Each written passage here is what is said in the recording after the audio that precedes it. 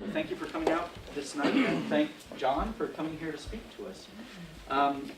VINS has been around since 1972. Our mission is to motivate people to care for the environment through rehab of avian wildlife, through education, and through research. And this is one of the things that we love to do, is to hold lectures so that people can learn about work of other great people like John Buck. John Buck has been with the Department of Fish and Wildlife for 34 years, working a lot on white-tailed deer and all kinds of other habitat restoration, and then also the Vermont Migratory Bird Project, which included helping to restore peregrine falcons, osprey, and bald eagles. And tonight we have the pleasure of learning about the Bald Eagle Recovery Project, something that is probably of interest to all of us here. Well, at least I hope so, because if not, there's other places to be. But we will be learning a lot from John tonight. So without any further ado, here's John. Oh, thank you, thank you. Totally not necessary, but thank you very much. It really is a pleasure to be here. It's such a beautiful facility, and it's just really so appropriate for the kind of subject matter that we're going to present tonight and discuss. And it is such a very informal and friendly group, and so I would invite you to ask questions as we go along if they come up, rather than I wouldn't be able to remember till the end of a presentation. So I'd like to be able to ask while I'm kind of thinking of it. So if it does, something like that jogs your memory or inspires a question, by all means, feel free. So as Chris said, I'm a wildlife biologist. I've been with the department for now 34 years, which it's gone by very quickly. It's not that long a time, really, when you stop and think about it. And White-tailed Deer Project I managed for a long time, so I've had a lot of experience with mammal population biology and habitat related to deer. Most recently, I've been working with the non-game bird project, which includes all of the birds in Vermont. Really, all of the birds. There's very, very few bird species in Vermont that are game classified, that we hunt.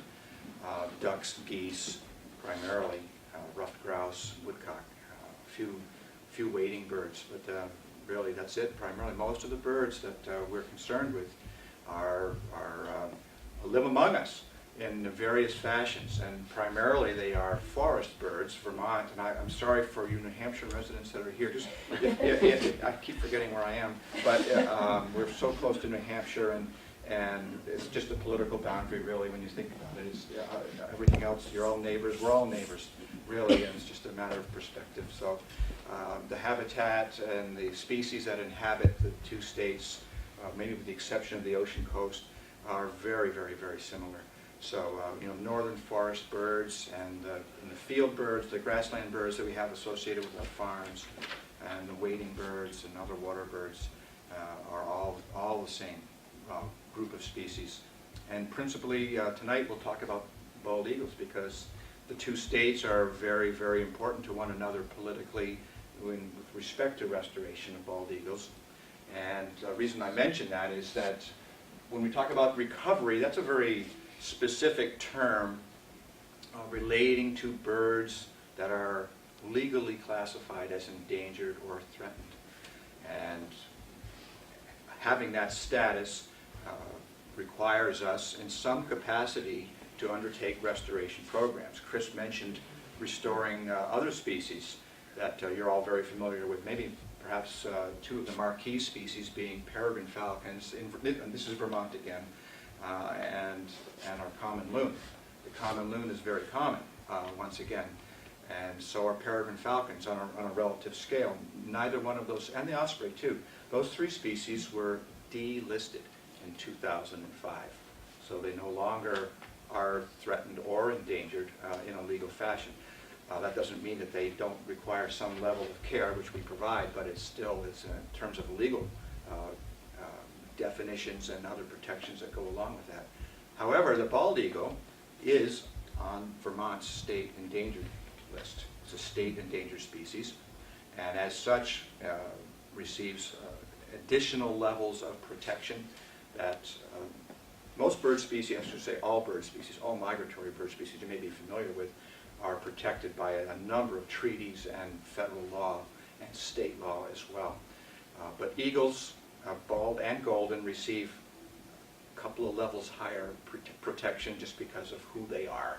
The bald eagle being our national symbol, evokes these powerful feelings amongst us, these nationalistic feelings and source of pride and integrity that we really admire the bald eagle because of that, and for a lot of reasons, really. There's the Bald Eagle and Golden Eagle Protection Act. Then on the local, we have the Endangered Species Act in Vermont that also provides an additional level. So I'm actually jumping ahead. So let me just kind of back up so we can go forward here again and talk about bald eagle recovery in Vermont. So recovery is an active program, really, that our state Fish and Wildlife Department, and with help of partners like VINS, Audubon Vermont, the Vermont Center for Eco Studies, and other conservation groups, help to restore. And restoring the eagle means we're trying to move its population to a level that it can sustain itself without a lot of additional protections, so that it can withstand the natural ebbs and flows, death and birth, the life functions of a population without a lot of human intervention. Let's see how this works here. Okay, so what do we mean by recovery, and so what are our goals? How will we know when we're recovered? Where do we get to this? Does somebody just wave a wand? Does somebody, how do you know? There's got to be some significance to this that we can all agree upon. So there's a recovery plan that identifies recovery goals. So where are we, and how do we identify these things? So what we want to do in our management goal is to establish a breeding population of bald eagles throughout suitable habitat throughout the state. And when we do that, we should be able to delist the bald eagle. Not just downlist it, meaning going from endangered to threatened, but take it all the way. Take it right off the list. And take it off in a good way. I mean, some species like passenger pigeon are not on the list anymore either. But that's not where we want to go. That's the sad news. Sometimes species get removed from the list because they're no longer in existence. And we certainly don't want to go there. Now, let me just back up a little bit and just say that the bald eagle is not threatened or endangered on a national level. It was removed from the federal endangered species list, I believe in 2005 also. There are some 20,000 breeding pairs of bald eagles in the United States.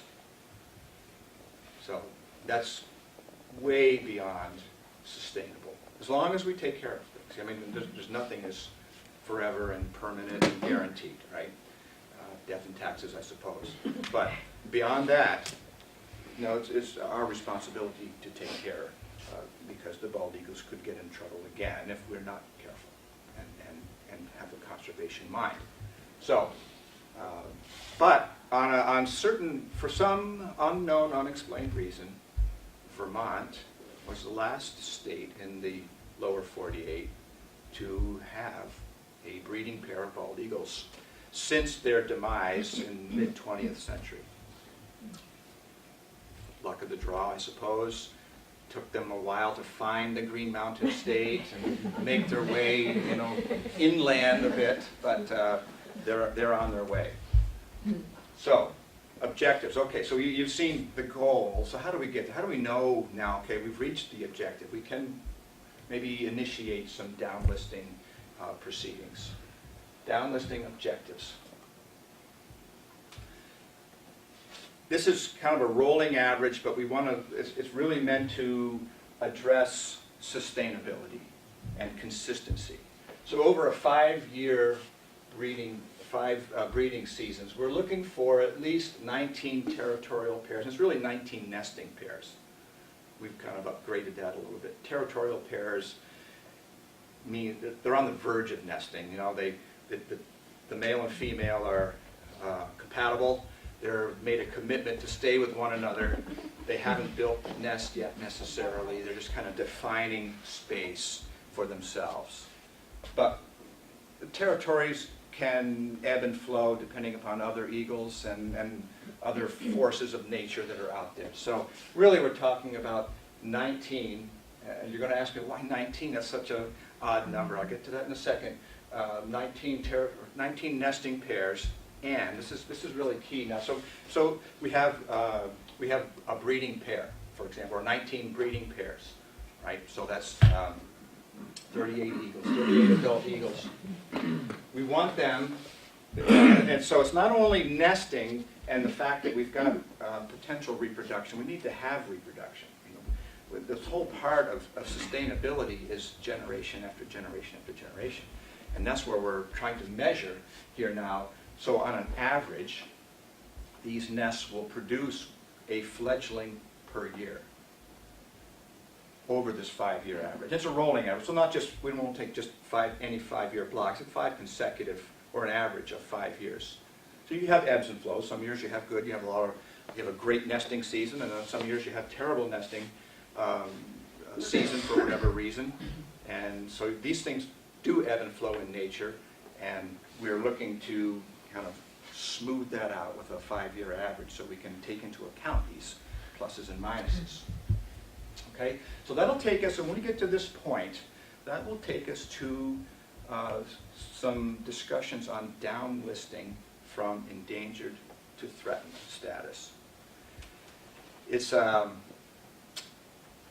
not a big difference in terms of the protections. In fact, they're identical. A species that's listed as threatened, or if it's listed as endangered, receives the exact same protections, great deal of protection. But what it does, the distinction is that it acknowledges movement one way or another, uplisting or downlisting. So it gives you a sense of, it's a kind of an objective measure of either progress or not progress, depending on the direction you're going in. Now here's, because this is the Vermont endangered species law that we're trying to address here, is that half of these nesting pairs need to reside in Vermont.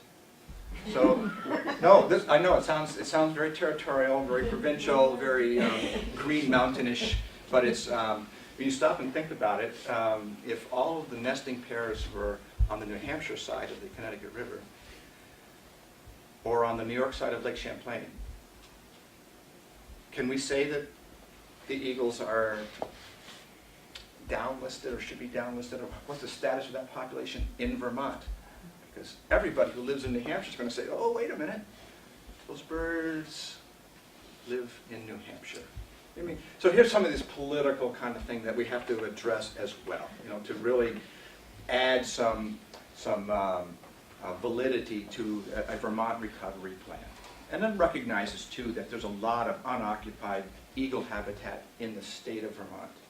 Because it's a state law and it's a state program, we need to have some kind of anchor for Vermont. Yes, ma'am. So 19 is specifically for Vermont, 19 territorial pairs. Would New York have a bigger number because they have more space? Oh, yes. How do you come up, so it's an equation? Yeah, it is. And 19, actually 19 is total. So let me explain For this. Vermont. No, for the recovery area. So let me explain. That's a very good question, because here is the question. All these eagles that are nested on the New Hampshire side of the river fly into Vermont and feed, and they fly back, and the Vermont eagles fly into New Hampshire and come back. They don't care where the political boundary is. You know, they're eagles, and they're doing what eagles do. And we're concerned with the eagle population, whether they got a green license plate or a white license plate, it doesn't matter. So what we've done, we've estimated the amount of available eagle habitat in Vermont based on shoreline, basically related to shoreline habitat or a relationship between water and water's edge.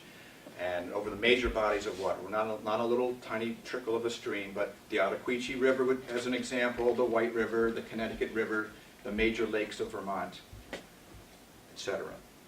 So based on that and the territorial behavior potential of eagles themselves, where would half of that habitat lead us to numbers of birds, pairs? So considering the New Hampshire side of the river and the New York side of the lake, we've estimated that 19 pairs in that recovery area will get us to some level of sustainability, that they can withstand. They'll be downlisted to threatened at that point if they can sustain themselves at that level. Okay? Does that make sense? Yes, How- and you need 9.5 pairs living in Vermont. Yeah, or say 10, so we're going to Okay. round them up. But you're right, so you're exactly right. So 10. We need 10 pairs in Vermont, and all those nests need to produce at least one a year, on average. So when we, sorry? No? Okay. So when we delist, meaning remove them from the list, same kind of observation period, 5 consecutive years, but we're going to bump up the ante here now to 28 pairs. Okay? What's the average size of the territory for a pair of eagles? Well, it depends on habitat quality, of course, and their tenacity, individual tenacity, how much area might they defend. Somewhere between 1 and 5 miles. Square mile? No, a linear mile from their nest. So if you go, if that's the center of, assuming their territory is a circle. That's And a it's pi r probably- squared, yeah. Pardon me? So it'd be pi r squared. Something along those lines, yes. You mean Okay. you're serving pie? Yeah. So it's a similar kind of logic here, and we're just increasing the numbers so that we can remove them from the list and feel comfortable that natural mortality factors and ebbs and flows in natality on an annual basis will still allow the species to remain stable or increase to its maximum occupancy. Okay, same deal too. So we want Vermont eagles. All right. So let's back up. Let's kind of look continentally. The bald eagle is a true North American species. There are eagles around the world, of course, but the bald eagle is a North American eagle, and you can see from its range distribution map here, Canada and the United States are its primary locales. It does migrate to some degree, but it really migrates based on food availability. Those of you who are familiar with the Connecticut River area here, you probably see eagles year-round. Below Wilder Dam and Bellows Falls Dam, and anytime there's open water, we see it on Lake Champlain as well too, when the lake doesn't freeze over. Eagles will be sitting on the edge of ice flows and things looking for fish or some other food. And so, a little bit into Mexico really, but by and large it's Canada and the United States is where we find bald Hey, eagles. John? Yes? I'm curious how the golden eagle area overlaps that. I mean, I know they're more prevalent out west. Do we get golden eagles this far east? Occasionally. Very occasionally. In fact, there's one up in near the Conti Refuge in Island Pond. It's been there a good part of the winter. It was there last winter too, so maybe it's, But the golden eagles they're a prairie bird, a mountain bird. They are a western species by and large, although we do see them quite a bit east too. We just don't see them in New England really, and eastern Canada that much. That's just not there. You see the range overlap. They're not really overlapping so much in habitat, but it's just the geography is where the overlap is. Are they bigger by a Yes, little they bit? are bigger. They're bigger, and they are really predatory, whereas bald eagles are scavengers. John, so looking at those numbers, how many eagles do you think are living, at the peak time of the year in Vermont now? That's a good question. I don't know. I can tell you how many are nesting here, because we Okay. have a good handle on that. All I'll right. get to that in a minute. Okay. But there's so many juvenile birds flying around Right. that are unattached with a mate. They haven't become old enough yet to become interested in the opposite sex, and they are, they're not white head, white tail either until they're 5 years old. So they don't get observed as readily. They're big. They're just as big as a fully mature eagle, but they're we'll go through all this in a minute too, but being able to find them is catch as catch can. You'll see them in groups this time of year hanging out again at the dam, and you may see 2 or 3 of them hanging out. We'll see 3 or 4 or 5 eagles over on Lake Champlain around various ice flows. Just people will call me, "You won't believe this. There's 4 eagles outside my kitchen window." And I said, "Yeah, well, there probably some dead fish somewhere nearby. That's why." But yeah, and in the wintertime you'll see these concentrations. We'd also see eagles move towards the ocean coastline, to Long Island Sound, places where water is, more of a prevalence. Well, food sources, of course, are there. So migration varies quite a bit. So we'll see eagles stay in Vermont. We'll see them go to Long Island or even Virginia, kind of the mid-Atlantic coast. Just kind of don't know why one bird decides to make that kind of a trek versus others who are more local. This is really a follow-up to the preceding question. Don't you need some information about fatality rates so that what happens is otherwise you've only got part of the equation. You have part of the You've got equation, the source right. plus the growth, but you don't have what's taken them out of the system. Right, right. We have to make some assumptions about that, and we kind of measure that remotely. And I don't mean with sensors or cameras. Right? We just you look at growth, and you're looking at is it a positive or a negative direction that growth is going in. And right now in Vermont, growth is in a positive direction. So all we can really say about mortality is that it's less than natality. So we don't have a handle on actual mortality factors. I can tell you what some of them are because we've handled a lot of dead eagles. But whether it's how many and should you do something about that, there's nothing we can really address. Are any of the eagles tagged or have radar? Not by, well, I'll get to that in a minute too here. I'm kind of getting ahead Well, of I just wondered, you seem to be more concerned about the population than about individuals, and I just was, Yeah. his question was more about individuals Right. than it was about. Right. It's kind of a mixture of both. The question was about being concerned with individuals versus the population, and really they are mutually inclusive anyway. So when you're looking at the population, you are naturally looking at individuals, but maybe from more of a collective view rather than individual birds. And really what we're concerned with is the population. So if we look at some of these gross parameters of natality, then we can take some comfort in the fact that the eagles are going in the right direction. So you can look at some of these bullets here, and it's interesting what the eagles select for their diet, and it's a variety of things. As you can see, they eat meat, but they're scavengers by and large. They prefer to eat something that's already dead or steal it from another bird that's killed it and done the work for them. The picture of our national symbol with his talons out about to take a fish that's true, but he's probably likely to taken it from an osprey or something like that. I think that's why Ben Franklin was recommending the turkey as our national symbol. I think he said something to the effect that eagles were of such ill repute, how could we have them represent us on a worldwide scale? But anyway, you see the turtle skull skeletons here. This is a picture in East Montpelier taken last winter at a friend's farm. There's a dead cow there, and you see the ravens and crows, typical. But then bald eagles, that's a classic spot for a bald eagle. They do prey on other species, they'll kill and eat other birds. So I saw an eagle attacking a baby loon. Who should I be rooting for? I think that's a great question. I wonder the same thing too. That's a natural thing that goes on in the world. So this is where we have to get these species to a number where they can interact naturally. Loon chicks are eagle-like. Yeah. So, you're right. I don't know who you're rooting for. I'll root for them both.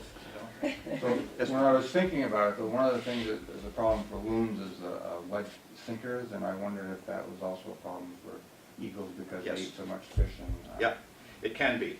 Where there are sources of lead, it is a problem for eagles. It's a problem for anything that's a carry-on feeder that has a probability of ingesting lead. Lead is poisonous, pure and simple, and very small amounts of lead are toxic.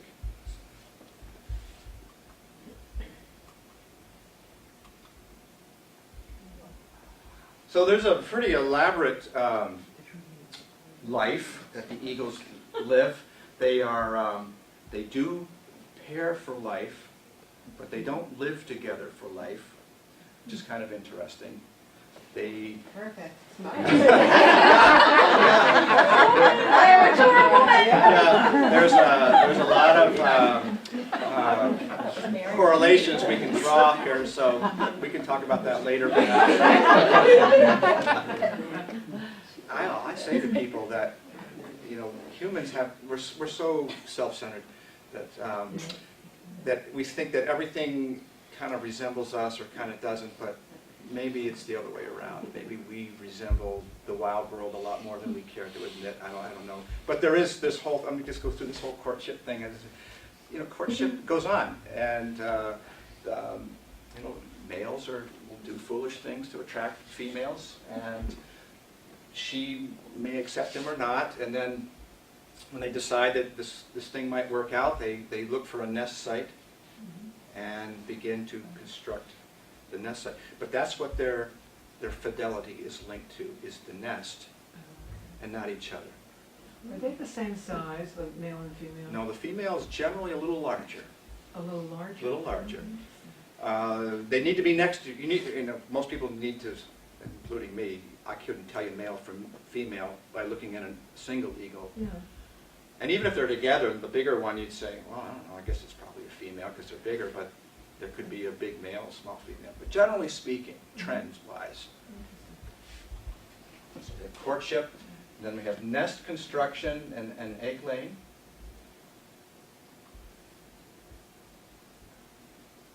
Both parents feed, both parents incubate, both parents teach flight. So there's this dual responsibility.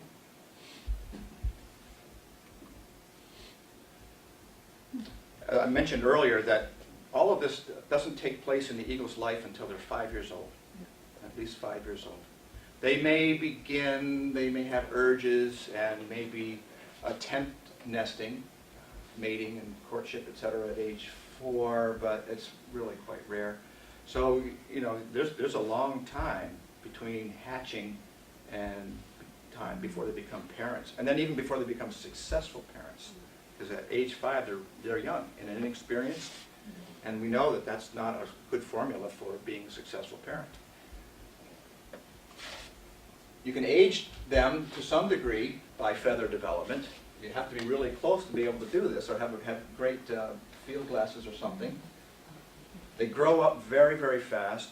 Most eagles, in fact, right where we're in January, they're not really, they may be doing some nest building or nest repair going on right now.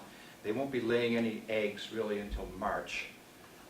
But then once the eggs are laid, there's a 3 to 4 week incubation period, and they're really off to the races once those little ones hatch. You see the development in just, you know, 2.5 months, not even a month and a half here, looking almost grown up.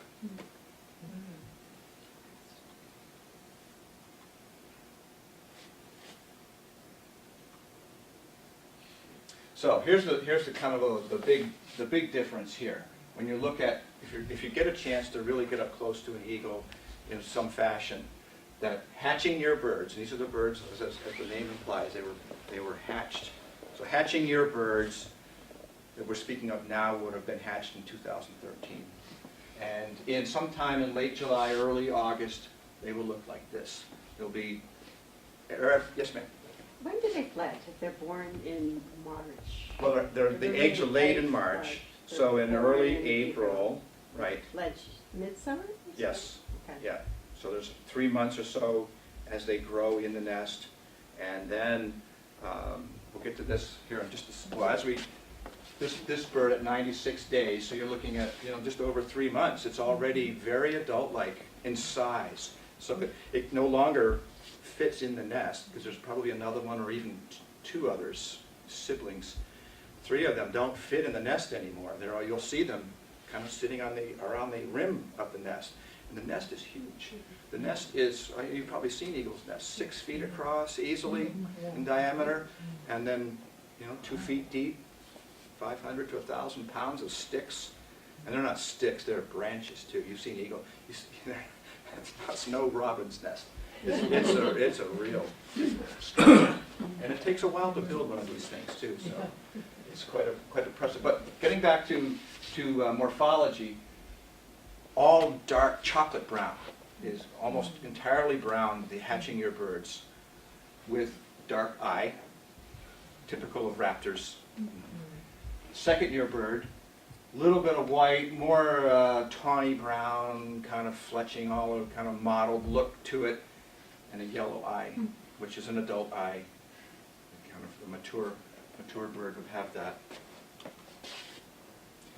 And you see variations between 2 and 3 and 4. As they get to be 3 and 4, you see more of this white coming in, and then 4 years you'll see, almost all white head, and tail still dark, or tail getting kind of white, and the head. These variations, but it's not totally there yet. But they're clearly in transition. And then age 3 also, the bill becomes yellow too, which is another. You can that you can see almost with a naked eye. When you see these nests, when you see them, at 100 yards off, you can kind of see that. Or if they're in the nest, you would know anyway. John, I saw one that was interesting for a short period of time. It was on the Connecticut.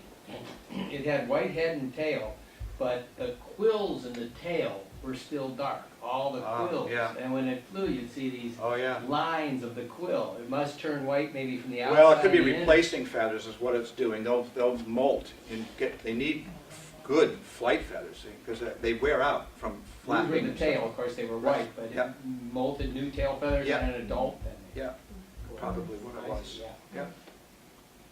And there you go. There's the 5-year bird, the one we're so familiar with. So I think a lot of juvenile eagles fly around that people don't recognize. They think maybe it's a red-tailed hawk or it's just a big bird, a big old raven or something, or a turkey vulture is the other thing. It's about the same size. Great big wingspan. Of course, the turkey vultures have this V-shaped profile when you watch them soar, and the eagles are right out straight like that. I have a question. Yes. I used to live in Rochester, New York, on a Oh, yeah. bay off of Lake Ontario. Sure. And, at one point, I thought I saw a golden eagle because it clearly wasn't a bald eagle, Yeah. but could it have been a juvenile bald eagle? Yes. Okay. Yes, and I think that's more common than Okay. People would think. Is Okay. that the Goldens are mistaken for, or balds are mistaken for Goldens. The one that we have up in Island Pond is a golden eagle because we got a really good birder up there who's got some photos of it and say it's a golden eagle. That's an unusual. What's that golden eagle eat up there? Oh, it'll eat. It'll kill things, rabbits and deer, small deer, people's pets, Yeah. things like that. Oh yeah. Yeah. But the golden eagle has a yellow bill, correct? Yeah. So it would be looking like a juvenile, but with a yellow bill. Yeah. So that's how you can tell. if it's- Well, you can. There's you have to look at some pictures to kind of understand what I'm talking about. But there's a certain profile and posture to the golden eagle that really it's a lot bigger. And I'll show you. I've got an example that I'll show you a little bit later tonight. That you'll go, oh, okay, that's a golden eagle because it's really big. So what we're talking about for habitat, well, we kind of indicated early on, it's really kind of water-based. These are not terrestrial species. Really, they depend on water, clean water, and a good source of food. What we're finding, I don't think there's any science behind this, but there may be a little bit. The majority of eagle nests in Vermont are in nice, big, sturdy white pines. And I suspect it's because the pines provide them, and the nest, as you can see here, is down from the top of the, and they tuck them in the, they're very, very discreet, and they're hard to see. There are nests, though, in cottonwoods, and where else is there one? It's a deciduous tree. I'm trying to think of what the species is now. but it's, I've forgotten now what it is. Elm tree, I think it is, along the Connecticut River also, on a farm. But by and large, they're in these white pines. I think the pines just give them so much more concealment and protection from just being seen. But they can see really well from them. Great vantage points. There's a nest along the Connecticut in just down the river here from us. When you look at the nest up close, you say, how can they, what can they see here? It's almost in a downtown situation. It's a lot of people around where this nest is. But when you get, you can see the nest best from New Hampshire. So you go across the river and look back with your field glasses and you say, you got a straight shot right back at them, and clearly the nest is overlooking all of the Connecticut River. So it's just room with a view. They know exactly what they're doing. But sturdy is key. We've lost a few eagle nests, and this is another thing, as the numbers of eagles grows, we would hope that the population is sturdy enough to withstand these kinds of losses, because once the nest goes down, they have to go somewhere else. And so we've lost 2 nests in Vermont in the last 5 years. Spring snowstorms tend to be the big culprit there for us, at least in these 2 cases. John, if their fidelity is to the nest, what happens when the nest goes away? Do they stay together, or do you see birds parting and going? That's an opportunity for A new relationship. divorce. Partner. Yeah. But not always. Not always. Depends. It depends upon what time of the year that the nest goes down. They come back, from their winter vacation, and the nest is gone. They say, "All right, well, we may go on, but here's an opportunity." It becomes a weak point in the relationship, and if there's a more dominant eagle, more aggressive eagle in the neighborhood, it might win the affection of one of the. Yes. I thought they built backup nests. I thought. Well, in some cases they can't. See, in the 2 that we lost, the whole tree fell over. So there wasn't any opportunity to repair the nest. They went somewhere else. Sometimes they build alternative nests. Yeah. So there is something. In fact, we picked up a New York pair 2 summers ago. The New York nest was still viable. They just chose to camp out in Vermont. So Second home.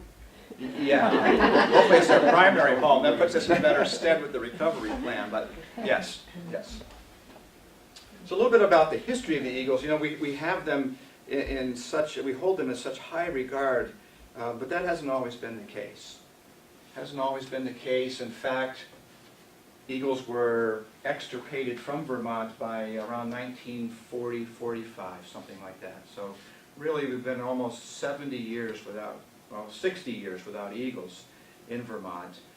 About 10 years ago they returned. So, and for a number of reasons. The species, as you know, was on the endangered species list, but the Endangered Species Act didn't even come into existence until around 1973 or so. So the eagles were in grave trouble long before the Endangered Species Act. And we can owe that to a number of human influences. Starting early on, just exploitation and persecution. Feathers for fashion.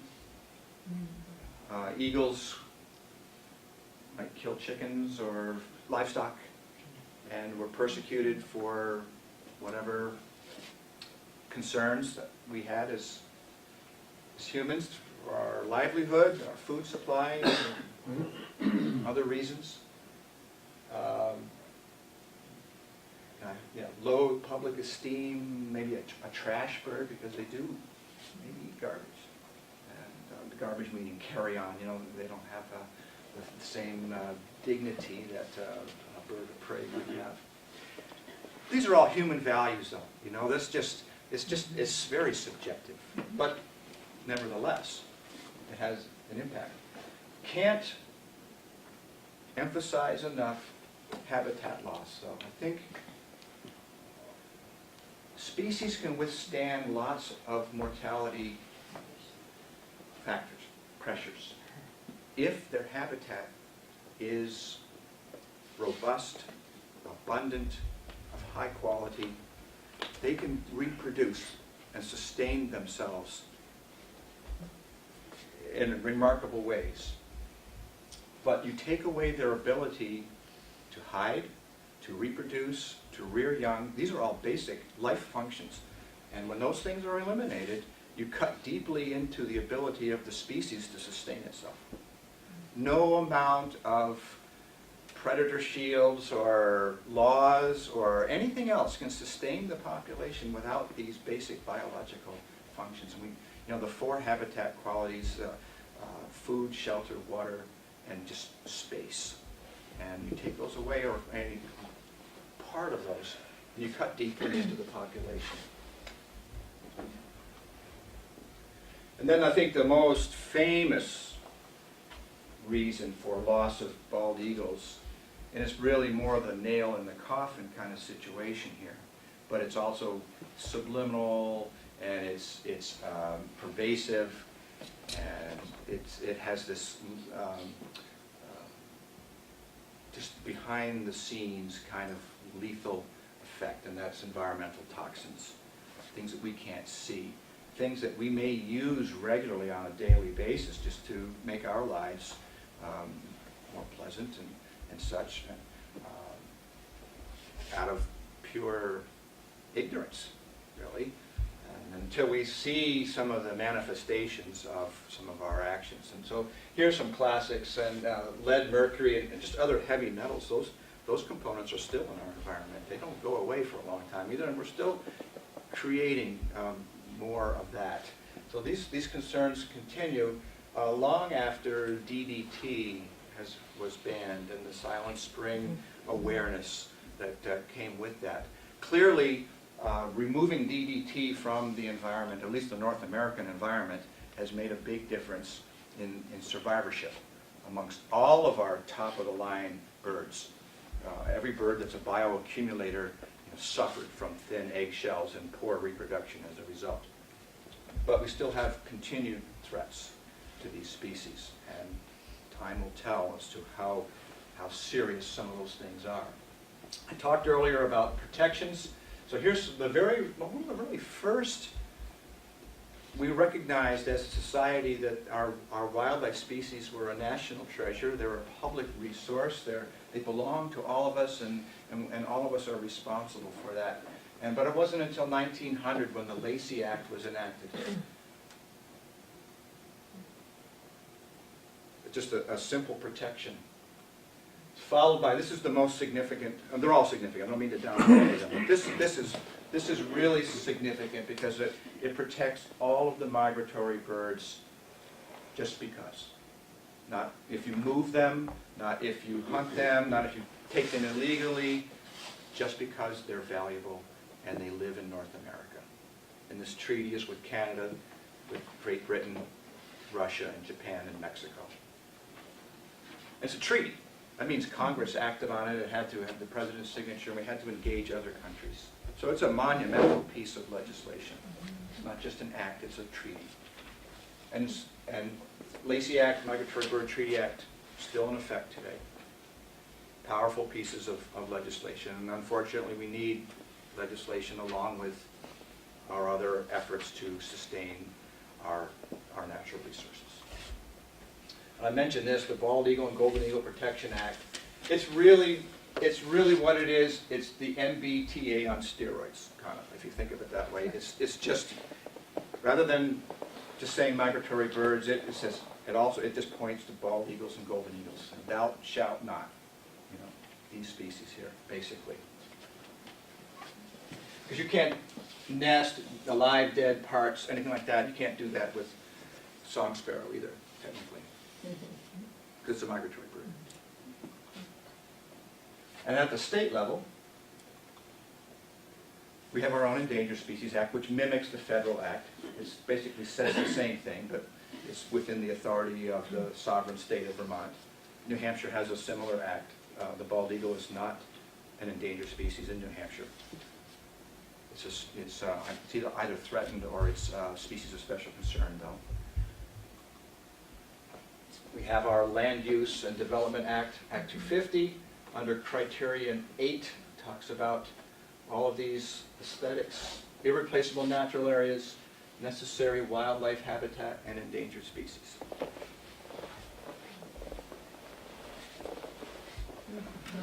All right, so what have we done? You know, aside from passing regulations and things, there's been some active management that's gone on in Vermont and around the country too. 2004 to 2006, we actively tried to rear bald eagles in Vermont, to give them a leg up, because there was, I wouldn't call it concern, but it was a bit of concern. Why were there no nesting eagles in Vermont, and they're all around us? The other 47 states had them, but we didn't. They flew, they were here, you know, they just didn't nest here.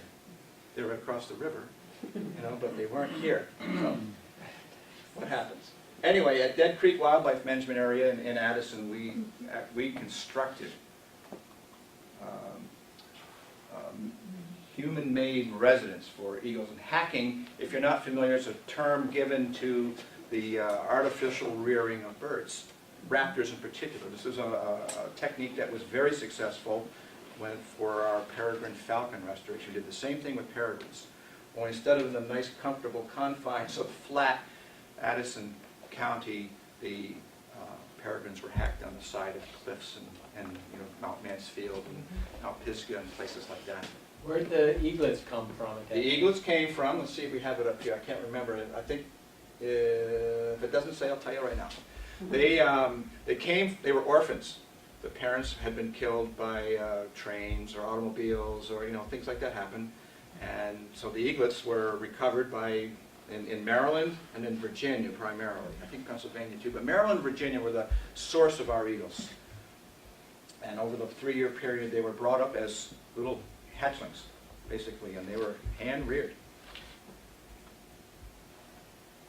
So we want, in these hack boxes, kind of, yeah, it doesn't look like a great big pine tree, but it does sort of to the eagles, because, you know, they're, you can see how far up that is. I forgot the height. It's 25 feet up there. It's way up there. You're required, actually it was Central Vermont Power put poles in there, and we put the boxes around them, these eagle condos here, kind of basically. And, you know, there's a cage, basically. You can access it from the back, and here you go. You can put 2 or 3 eagles in. They're 8 by 8 by 6. So that's a substantial structure. There's no human eagle interaction there. These birds need to, because they'll imprint on their food source and whoever's taking care of them as young individuals. So it was really key that they remain wild and behave as wild eagles. What is the peak time where they'll imprint? It's a finite period. Yeah, I don't know definitive. I couldn't tell you, but it's early on. It's like right from day 1 until probably their first year. While you're really providing this real, I mean, you know, an eagle that's 3 months old, I wouldn't dare go into the nest and begin to imprint on it because it's already very wild at that point. But you know, you could start early on in that year and carry it right through. So we carried them right through the year. So the hacking project, over a 3-year period, 29 birds were raised to fledgling stage. And they learned to fly. We opened the door and they'd go out and they'd practice. And they didn't have the advantage of having a parent around to show them kind of the finer points of flight feathers and other things. But you know, they still went through the usual, they're wild birds, and they would do the exercises and get their flight muscles all built up. I don't know if you've ever seen an eagle or any other bird learn to fly like that. It takes practice. It's like watching a kid or a human learn to walk. You know, they can do it, but it's not very pretty. And so the same thing, and they ought to bump, their forehead gets bumped and all those things. Happens to eagles too. You know, we had an eagle in Springfield this past summer. Tried to fly, didn't, ended up on the ground. Phone rings, and people are calling, hey, did you know there's an eagle on it? Yeah, I did, and that's just okay. Just leave it alone. You know, his parents know it's there. Let it do its thing. It just doesn't know how to fly yet. And it'll get up on a rock, it'll get up on a limb, it'll hop up, you know, get off the ground so the raccoons can't get it or something. It'll be fine. Sure enough, 2 days later, they're back in the tree with the rest of them.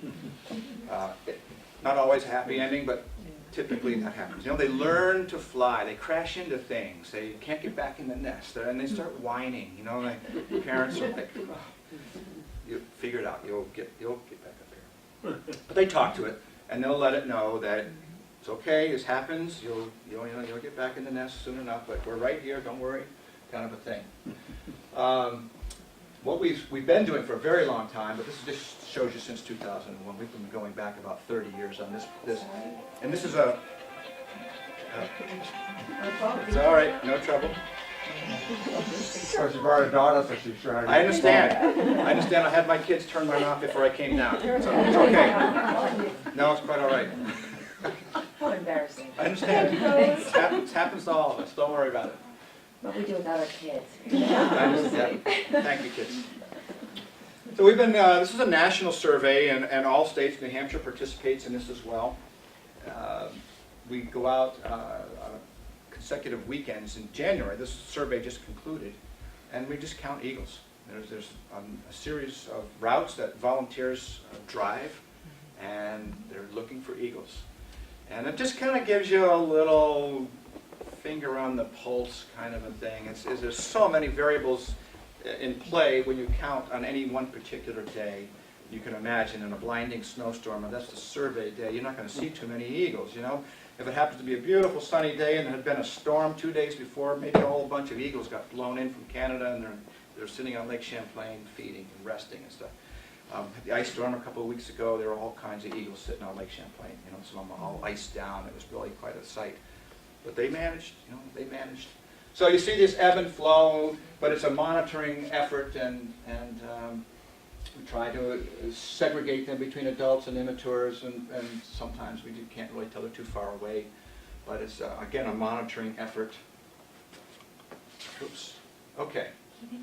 Here's what we're really doing, and I think this is where the real success will come, and is coming. And I will take no credit for this. This is something the Eagles are doing all on their own. But what we're doing is just kind of giving them space, letting them do what eagles do. And that's to fill in the unoccupied habitat.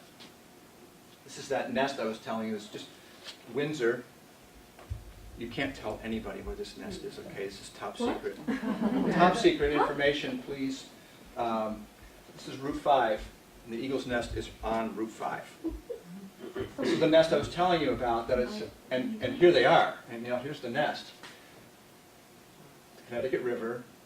So you come over to this, there's a nice couple that lives over here in New Hampshire, and from their backyard, you have this straight-on, beautiful view of this nest. So you can see the eagle has all of this view, but we know where, I think we know where all the nests are. 90% sure that we know where all of them are, but we get new ones every year now. So, and they come, the information comes to us from citizens. People are out, and they, you know, they get a phone call because, hey, I saw the eagle story on TV, and we've had an eagle in our backyard for the last 3 years. Oh, great! You know, they've had a nest, they got babies, they got the whole thing. Well, that's really great. Where about, you know? So we didn't want anybody to know where it was. We were afraid that something would happen to them, or we would get evicted from our house, or something. You know, really. We had one couple say that. They were afraid they would be evicted. So we'd never ever do that. But you know, this is where information comes from. People just, there's a lot of people out there that are just paying attention, and they see things and they call in. And this is how we find most of the nests in Vermont, and New Hampshire for that matter, on the Connecticut River, are on private land. I think that 3 of the Vermont nests, this is statewide, are on public land. The rest of them are on private land somewhere. And the goodness of the landowners are they're keeping track of the eagles for us, or they allow us to come to their property and from a vantage point and monitor the success of the eagle. So we can see in the nest. You can see from eagle behavior if they're incubating, if they're bringing food in, and then eventually you'll see the little head sticking up. You know, if they live for a couple of weeks, and then from there it's just is kind of classic monitoring the behavior of all of the individuals there, and the birds just get bigger and bigger and bigger. So John, Yes. how many nests are in Vermont? Because I only noticed there were 12 mature eagles in Vermont in 2013 and 12 immatures. That was, roughly. the midwinter count. Those aren't nesting birds. Those are Okay, birds so that those are just birds that are around. they're So how many birds nests we do saw they in have Vermont? January. We have 16 nests in Vermont, on our side of the river, and our side of the international border, and our side of the lake. So I'll get to that in a second, but yes, a very good question. So these are all local birds. These are your neighbors. So we monitor chick development. We don't usually get this close. This fellow was really lucky in a lens like this big too to get that close. But that eagle is a week old or so. You know, it's amazing. It looks like an eagle though, doesn't it? You know, just amazing. Here's an incubation posture. You can see they get really low in the nest and they really just kind of sit there, which is what they're doing. They're just sitting there. And prior to that, and you might observe this now, is that nests are either being built for the first time or they're being reconstructed, spruced up, getting ready for another season. So all of these things are being monitored. We visit the nest 2 to 3, sometimes 4 times a year. It really depends on, you know, the proximity of the nest to, you know, humans, really. Do you ever ban any of them? We don't ban them anymore. There was a time when we would have, had Vermont been the first state in the Union to see eagles nesting again, we would be keeping very close track of who they were, where they're going, and that sort of thing, so we could monitor them. But all the eagles that we hacked, by the way, in Addison were banded. None of them have been identified back in Vermont yet, and it's too bad because they're old enough now to be here. I think they've decided to move somewhere else, but How many of them were hacked in Addison? not 29. 29. 29. Is the house that they're hacking still The there? house is still there, it's too big to take down. So, no, so because the eagles are filling these gaps in so quickly and so vigorously that we determined that the risk to, you know, the disturbance caused by climbing up into the nest, you need somebody who's a skilled telephone pole climber or a rock climber, or, you know, something like that to get up into these nests and to ward off the parents. That we felt that, I felt that there were those who wanted to ban and said, I think the disturbance factor just would outweigh the information we would get from that, because we don't need to know where these birds are. We know they go to Long Island. We know they go to Logan Airport. We know they stay in the Connecticut River. We know they, you know, that's what eagles do. We just want to make sure the nest stays in place and it's not disturbed. The eagles will do the rest. The eagles can take care of themselves just fine. Why do they go to Logan Airport? Oh, the ocean. I mean, they go to Boston. We've had a peregrine falcon hang out on the Tobin Bridge. Yeah. A Vermont falcon. I don't know why. She was a female too, because she had a band on from way back, way back. That brings up a point though. Once the birds become adult, and they're adult, even at, well, through their first year, mortality is 50% or so. Natural mortality, disease, you know, just infections, just natural kinds of ailments, injury, fratricide that would kill each other. The siblings will. The youngest one often is killed by the others, so the food supply is more abundant for the ones who survive. But not always. But once they get past that first year, eagles and other birds of prey will live a long time in the wild. You know, if death is by accident rather than old age. Well, oh, yeah, it is old age, but old age is 20 to 30 years or so, which is remarkable. To live in the wild, you think the rigors of the wild is pretty rigorous. So, anyway, here are, I'm sorry this isn't showing, but that's okay.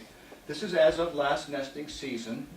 The green dots are nesting with fledglings, or they were nesting. We have a couple of them. We have one down here. I think this is in Jamaica. This one is, I think it's in Barnet.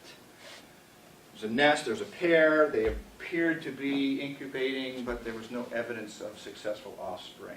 But that still counts at least towards the pairs. And what we're, you know, there's fidelity to the site. They'll be back, barring accident, you know, or something like that. And this, again, only concerns Vermont. That's why I call these non-residents. I didn't know what else to call them, but they are certainly very important eagles. And you can see where they're scattered about on the New Hampshire side and on the New York side. And I just learned last week there's one on the Quebec side of Missisquoi Bay. So we'll have to add that one in too. We have a couple failures here. That happens. And the nest is destroyed. Pardon me? Failed nest is a destroyed. Well, there were signs of hatchlings or incubation, and it never came to fruition. So how is that different from nest with no evidence of eggs? They wouldn't be incubating. There's no evidence of incubation. There's a nest and there's a pair, and that's all we have for evidence. And where were those two? I'm sorry, which ones? The two red ones? Yeah. Top secret. Really? Really close by, though. Really close by. Only because the birds are still on the endangered species list. These nests are on private land. We really want to respect the landowner's privacy, and you know, we promised them that we wouldn't divulge. I can tell you the town. Town? Yeah. Newberry and Wilder. Just get on the river. You will see them. You will see them if you And you'll see it. get in a kayak, a canoe, a quiet boat, even a motorboat. It doesn't matter. They're not. I mean, they are skittish, but you know, if you're just kind of minding your own business and going down the river discreetly. We did have a circumstance, 2012, where a birding party wanted to see the nest, and they floated the river. They got underneath the nest. The young came out, and luckily they lived. They hit the ground, and so we got the phone call. You know, oh my God! Well, no wonder. You know, you're all there with your cameras and you know and everything, and you could. So that's why we don't like to divulge specific information, because people love them to death, and we're not at the point where we can really tolerate any losses or too many losses. So. How many flights? Oh, yes, ma'am. Go ahead. No. I think you're going to answer. Yes, I am. I guess I am. So here's, since 2002 was the first identified nest that we discovered in Vermont. And you can see, this is not just Vermont. I'm sorry. This is the total recovery area. So this includes New Hampshire too. But I know that in 2002 there was a nest in Vermont. Not until 2008 did we have the first fledglings in Vermont. But if you look at, this is New Hampshire and Vermont and the New York side of Lake Champlain here. And you can see where we're going. Here is our downlisting goal to threatened. And then we will delist them, take them right off the list, if we can sustain numbers. So we're not quite there yet, but you can see we're rapidly approaching. And there's this exponential growth going on now. I was kind of relating back to your question of mortality. You know, we're not monitoring mortality directly, but you can see from this information that mortality isn't a significant factor, at least to the best of our knowledge.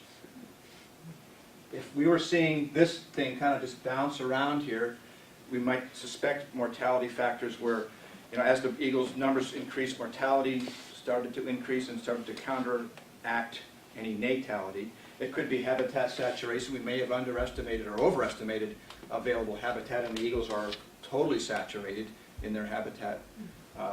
We don't think that's the case, because we're seeing this now, and it's not a fluke, because it looks to be on a sustained basis at this point. Time will tell. Time will tell. Okay, so that's kind of in a nutshell what's going on with bald eagles in the restoration project. And I don't know how much time we have.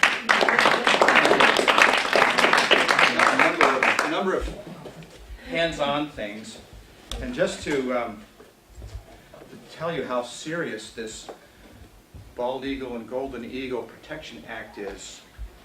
No one can possess parts or anything related to a bald eagle unless you are federally recognized American Indian tribe, and then you have to go through lots of detail and receive parts from the National Eagle Repository in Colorado. I picked up an eagle off of I-91 this summer, and so I called up called up the repository and said, hey, you know, I told them who I was and, you know, our mission and can I keep this eagle? I never met it. No, you can't. You've got to send it to us. I couldn't, you know, I've got collection permits, I got all this stuff, you know, and I couldn't keep it, you know, so no one can keep it. So what we have are imitations. Lifelike imitations, and you're welcome to pass them around. Be careful, because it's the business end of an eagle.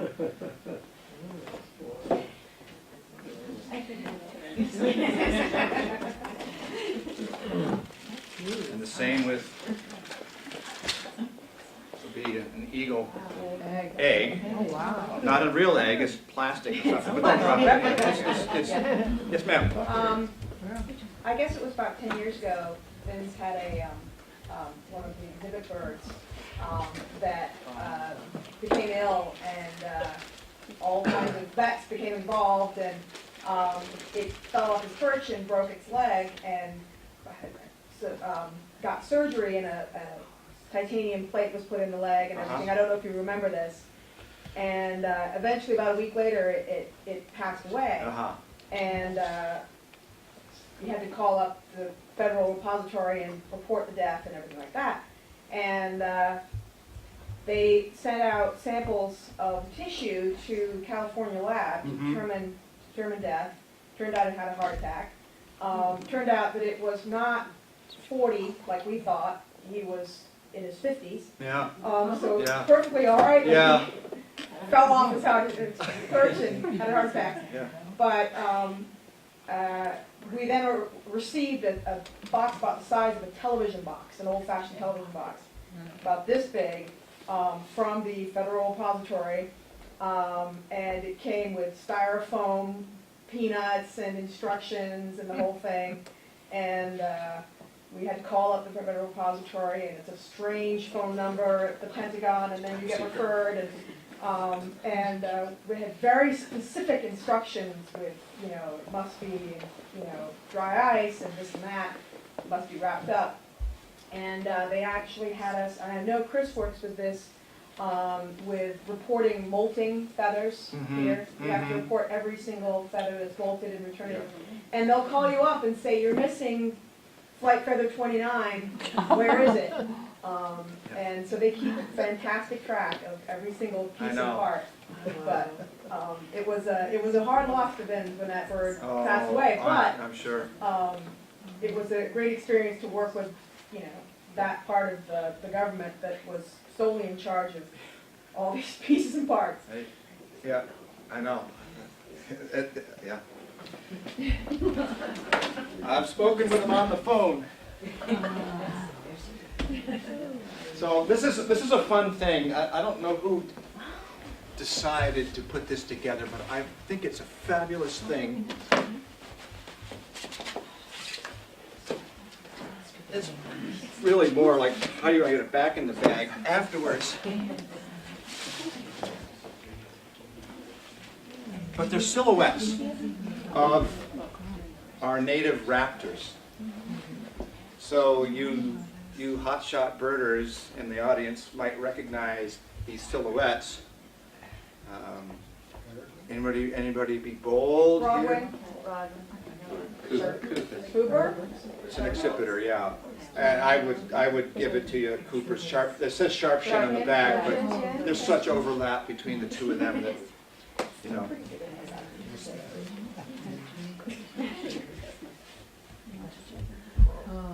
Merlin? No, these are native. These are birds that would nest in Vermont. Kestrel. Yeah, kestrel or sparrowhawk. It's a falcon family. Yeah. All right. Here's the other one.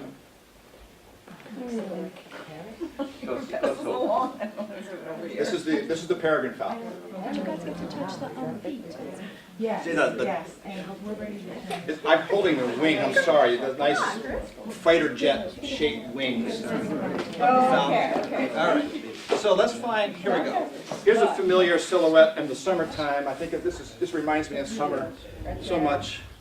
Soaring over the fields and calling and looking for mice and snakes and things like that. Red-tailed hawk.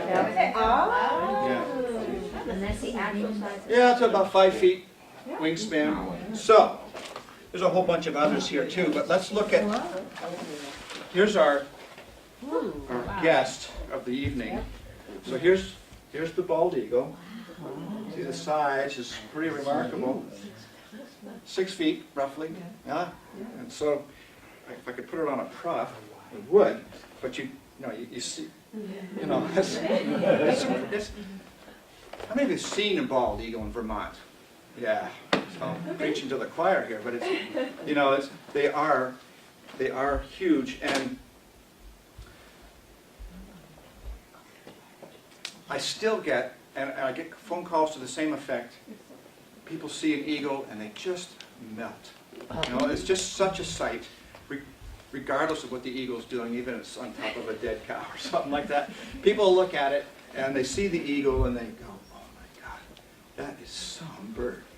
And they just have this charismatic quality to them. Could you do the golden next? Just I will. okay. Exactly what I was going to do for you. Oh, So, just wow. So, do you want me to hold the eagle Would you next to the please? golden? well, Where is it? Is this the eagle? I don't think I'm tall enough. I think I need someone else who's you taller. need to be 6 feet. Here, you stand in the middle. No, come over here, we want to hold you. So There you go. just there you go. Golden is so big. They really are. They're I'm huge. gonna have these little chips out here Yeah. too. Yeah. No, golden, yeah, golden. So And anyway, you're not used to it because they're up in the sky. They don't right. You really don't get that have- same perspective. Right. Right. John, can I ask you a question about where they nest? So, where I've seen them and assume they are is always near bodies of water or on streams, and then yet I saw some bald eagles recently in New Hampshire, not, that were nowhere near, well, I guess near Lake Sunapee, I guess, so they've got to be on the edge. Are they always on the edge of water? No. No. Okay. No. But they're very close usually. But a mile away is not out of the question. Really, from Okay. For nesting or just for being found? Either.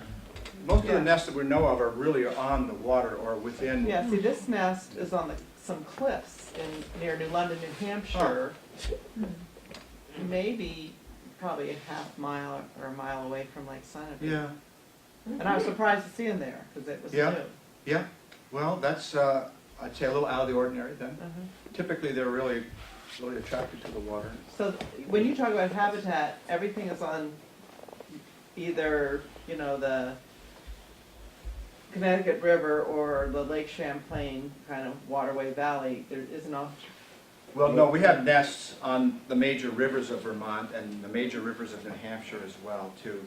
But when you had that map, that Yes. other slide, they're pretty much That's, just and around. that's just reference, we have to define the recovery area, so otherwise we would take credit for all the eagles in New Hampshire and Maine and everything else, so But there weren't any in the center of the state, really. that's right. And Need a if big you hydro recall- project. If you recall Vermont geography, we have the Green Mountains that run right up the middle. So they wouldn't be in Little River edges. Not typically, Streams so not much. typically, because think of the food source, what kinds of fish and other aquatic life would be in the small fish. So it's just as much work to fly down and grab a minnow as it is to grab a, big fat trout. So or you're not something. considering that central part of the state is not appropriate habitat? There are It's really the places, bigger and there are river. eagles, they just haven't nested there yet. Waterbury Reservoir, Somerset Reservoirs, the major reservoirs, Lake Memphremagog, there's a nest up on Magog, there's a nest on the Clyde River, which is not a huge river, but it's next to a big lake.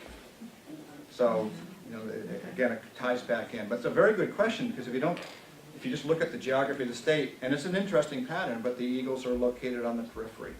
Some of that's related to the natural population expansion. We're picking up eagles from Maine and New Hampshire and Massachusetts, by and large. So, the Connecticut River is kind of the next frontier of nesting.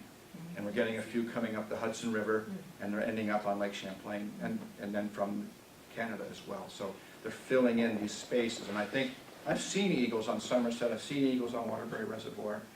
In time, there'll be nests there, but they just haven't picked that spot yet. Yes? Can you comment about the potential importance of wind farms on the migratory behavior of birds in general Yeah. and the bald eagle Yeah. in particular? Yeah. It's a very good question. It's a very complicated answer, I think. We know that wind farms kill birds. The majority of fatalities occur during migratory times or during inclement weather. Birds are forced in a lower altitude. So I think what the larger and more difficult question is, what is the impact of those deaths to the population of the species that is being killed?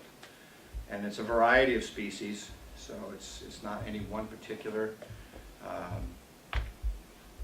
Bald eagles, at least in Vermont, aren't particularly susceptible because our eagles are flying pretty much up and down the river and the lake, and our wind farms to date, with the exception of Georgia Mountain, and so the jury's out on that one, are on high mountain tops in the central part of the state.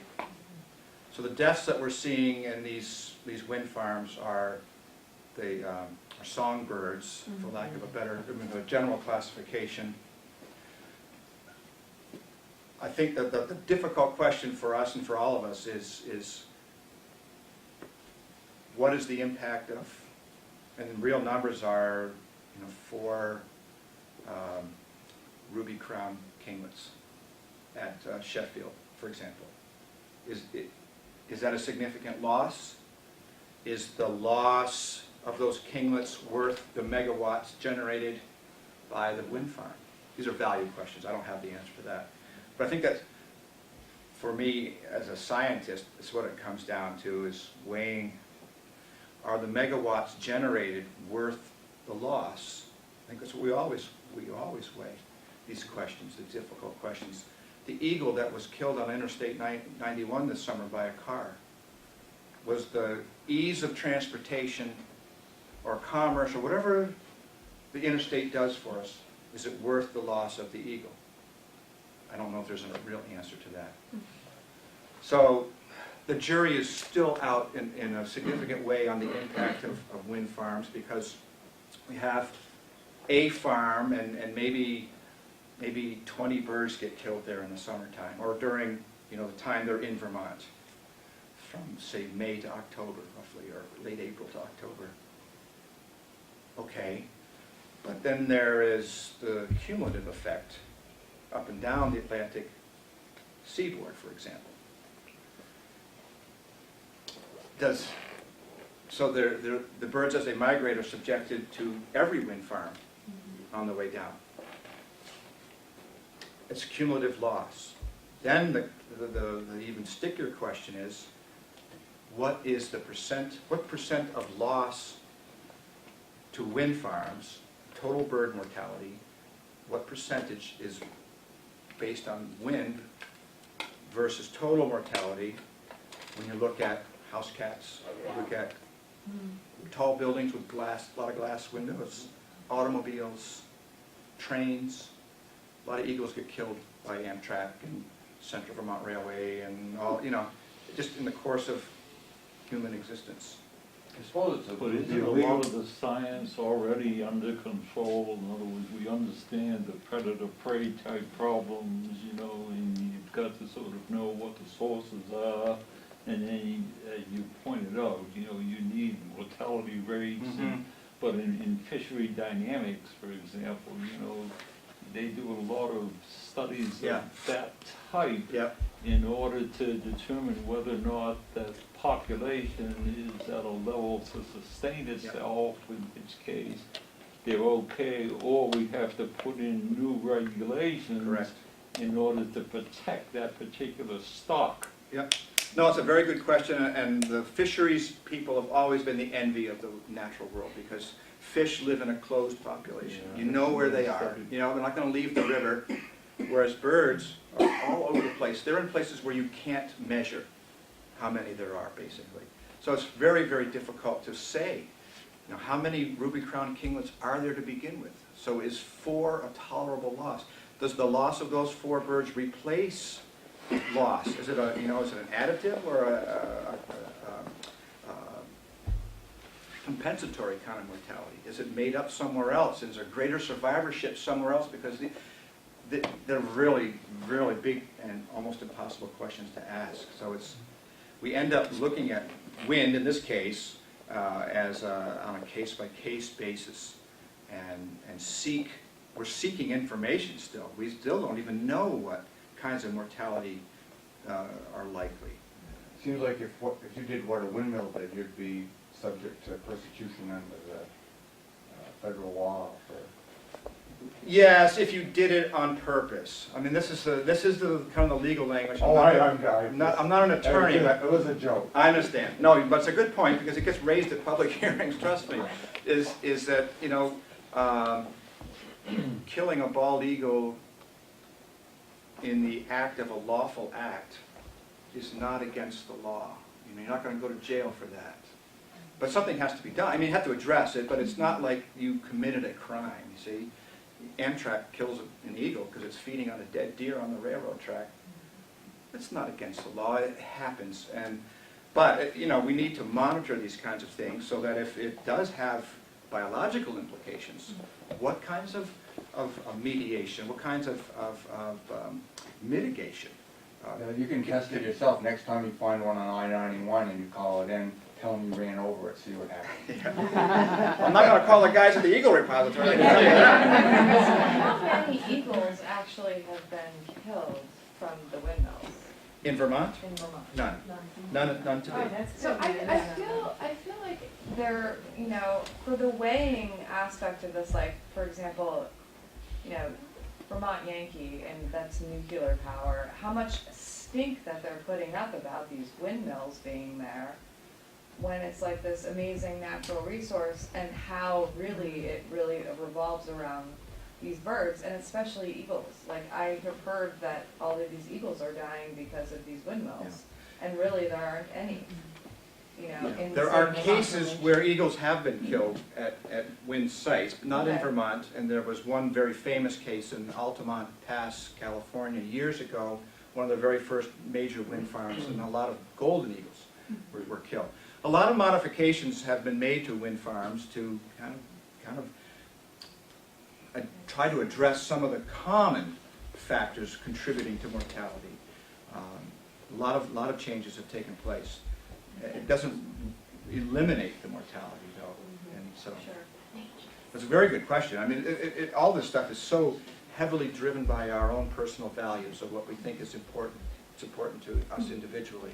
Or even just rumors, like the rumor. Oh yeah, well yeah. Are there rules and regulations or laws on the books that during active nesting that you can't be within a certain number of feet of an active bald eagle nest or anything like that? No, what the regulation says, and it's related to the Migratory Bird Treaty Act, so this is in effect for any migratory bird, which are listed in the U.S. Fish and Wildlife Services webpage, is that you can't kill, you can't injure, and you can't cause to be injured.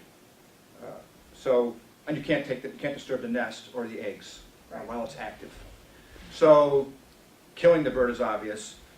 Injuring it is obvious. You know, you directly injure it. But if you scared it and it ran into a tree, you know, or the fledglings, the little ones fell out of the nest because they were so frightened by your presence, hit the ground and died. You know, you're causing injury, so that sort of thing is illegal. The distance thing is there is no regulation per se. I know in New Hampshire there was a new nesting pair on Squam, and I don't know, maybe it was just the whole community or the New Hampshire, and there was just a no boat zone around those islands. Yeah. That could have been the Lake Association did that. New Hampshire Fish and Game might have done it to, because it was a brand new nest. It was a pretty big deal. So something like that. Yes. Is there any information on the impact of air pollution on birds? there's more and more concern and investigation going on with some of these heavy metals. Methyl mercury, for example, is one. It's an airborne pollutant, but we find it in our lakes. We find it in a number of bird species now. Rusty blackbirds are being looked at as a sentinel species. There's been some discussion with looking at loons, some water birds, looking at residues of heavy metals. Just to, you know, are there impacts to nesting success? Any other biological function. So it is ongoing. Air pollution in general is hard unless you pick a poison.